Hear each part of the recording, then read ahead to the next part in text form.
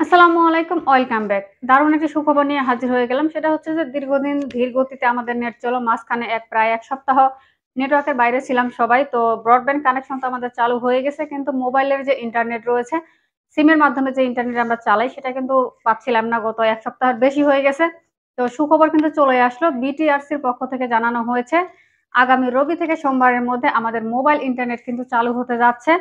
ICT প্রতিমন্ত্রী জুনায়েদ আহমেদ পলক এই খবরটি নিশ্চিত করেছেন এবং বলেছেন যে আগামী রবিবার এবং সোমবারের মধ্যে তারা এই বিষয়টা দেখছে এবং খুব সম্ভব আমরা পেয়ে যাব আগামী রবি সোমবারের মধ্যে কিন্তু মোবাইলের ইন্টারনেট পেয়ে যাব।